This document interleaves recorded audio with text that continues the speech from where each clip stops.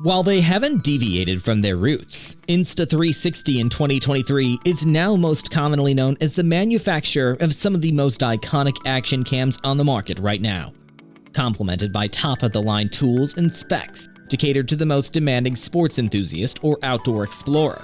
The Go 3 appears to have everything. But here's a thought: would you actually need a camera like that if Apple could get the job done? They've done miracles before, like cranking up from 12 megapixels to 48 megapixels. But what about now?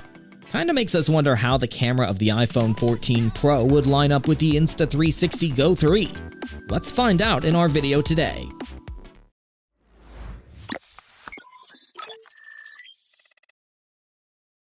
Having trouble creating your online course video? At 10 Studio, we specialize in creating video courses for instructors like you.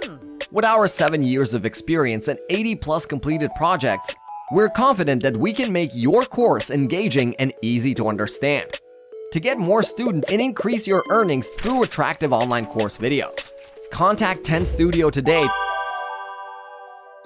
Go 3, the third generation in the company's iconic thumb-sized action camera, is apparently one of the must-have items for adventurers and outdoor enthusiasts, while having a design language that's reminiscent of the first two generations.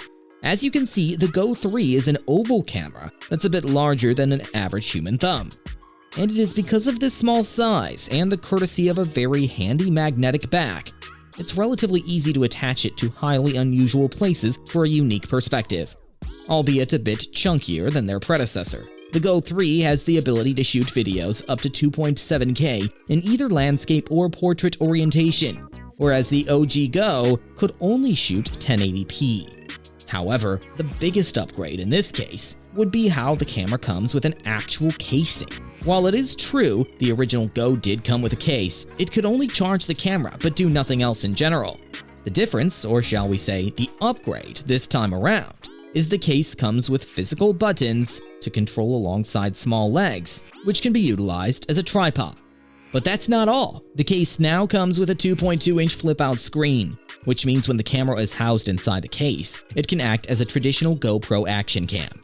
As for the video, it might be disappointing to a few since it cannot outperform a generic smartphone. But considering the cam shoots at a higher field of view with much better stabilization, which makes it a prime pick for people who want to record themselves or others skateboarding, cycling, or even skydiving. The battery life is pretty good as well, since you'll be able to squeeze out about 40 minutes from a single battery, with the case holding 4 additional charges. There's a reason why Insta360 has a grip on a big chunk of the action camera market share. And the fun and interesting part is that apart from the advanced technology, the company succeeded because of ease of use, maneuverability, and of course the intuitive user experience that makes it relatively easy and simple to use even for beginners. Now to the other end of the spectrum, iPhones are famous for introducing brand new innovations. With iPhone 14 Pro, Apple completely redesigned its existing camera system, where the bump is almost new and comes with larger sensors in its ultra-wide and main cameras, all while providing a giant leap in terms of image quality and improved software processing. And then there's the dynamic island, which makes the screen cutout, or notch as people call it, to be obsolete, and therefore unnecessary. While the large cameras, which can be seen protruding gracefully from the iPhone, can be borderline impossible to miss, the front-facing camera this time around packs some serious punch.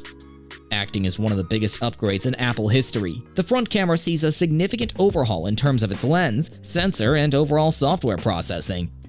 While the size of the sensor isn't massive, nor does it require it to be, the aforementioned upgrades in the lens and sensor department give the camera a serious boost in the overall dynamic range, quality, and sharpness. Said upgrade makes the difference between generations of an iPhone camera immediately noticeable, where the previous gen did not come with the ability to deliver high-quality images in poor lighting conditions, which the next-gen iPhones effortlessly solve, courtesy of new hardware and the photonic engine. Apart from that, you can also use manual focus on the selfie camera with the use of apps with a subtle and not too overwhelming bokeh effect. The flash has been redesigned as well with an array of 9 LEDs that Apple likes to call adaptive behavior. And at this point, it's hard to expect anything from a smartphone zoom.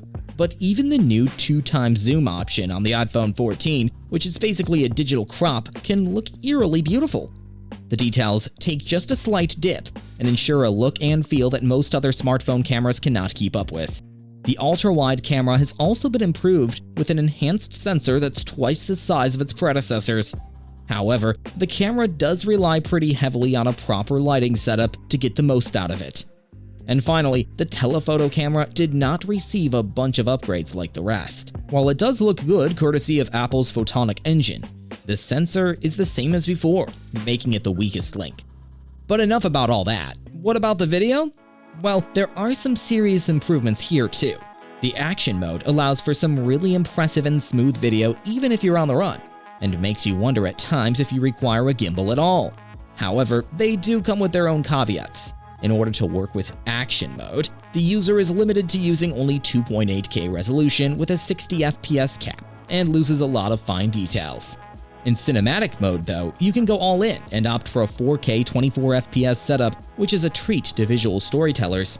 However, it still, at least in our opinion, doesn't come with the same level of movement and ease of use as a dedicated action cam, namely the Insta360 Go 3. And the overall size is one of the many reasons, apart from quality and ease of use. As you can see, as incredible as an iPhone 14 camera can be with its approach of one camera for all, a dedicated action cam holds a lot more value, portability, and customizability.